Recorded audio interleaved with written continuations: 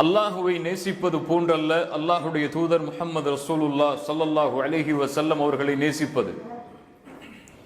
அல்லாஹுவை நேசிப்பது ஹுப்புன் ஃபித்ரி, இயற்கையான நேசம்.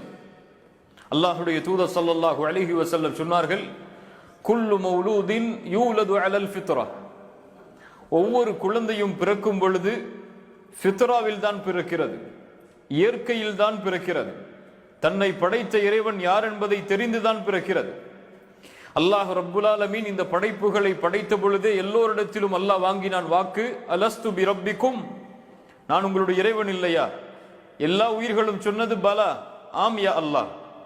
அந்த இயற்கை முஸ்லிம்களாக இருந்தாலும் முஸ்லிம் அல்லாதவர்களாக இருந்தாலும், இறைவனை ஏற்று வாழ்பவர்களாக இருந்தாலும் இறைவனை ஏற்று வாழாதவர்களாக இருந்தாலும், யாராக இருந்தாலும் அவர்களுடைய உள்ளத்தில் இயற்கையாக ஏதோ ஒரு மூலையிலாவது இருக்கும், தன்னை படைத்த இறைவன் அல்லாஹ், அவனை நாம் நேசிக்க வேண்டும் என்று.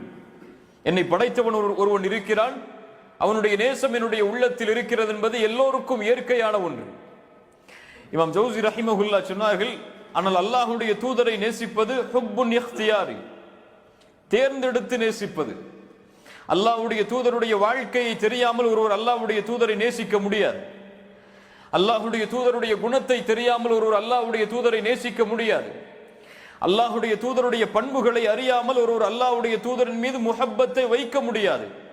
அதனால்தான் அம்ர் இப்னு ஆஸ் ரலியல்லாஹு அன்ஹு அவர்கள் சொல்லுகிறார்கள், நாங்கள் எங்களுடைய பிள்ளைகளுக்கு எப்படி குர்ஆனை கற்றுக் கொடுப்போமோ அது போன்று அல்லாஹுடைய தூதருடைய வரலாற்றையும் கற்றுக் கொடுப்போம், சீராவை கற்றுக் கொடுப்போம்.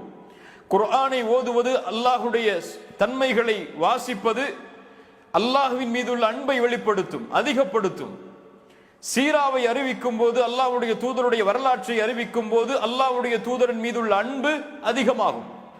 அதனால் நாங்கள் குர்ஆனை கற்றுக் கொடுப்பது போன்று எங்களுடைய பிள்ளைகளுக்கு நாங்கள் சீராவை, அல்லாஹ்வுடைய தூதருடைய வரலாற்றை கற்றுக் கொடுப்போம். அல்லாஹ்வுடைய தூதருடைய இந்த தேர்ந்தெடுப்பின் இந்த நேசத்தை அல்லாஹ் கடமையாக்குகிறான். இது இல்லாமல் ஒருவருடைய ஈமான் முழுமையாகாது.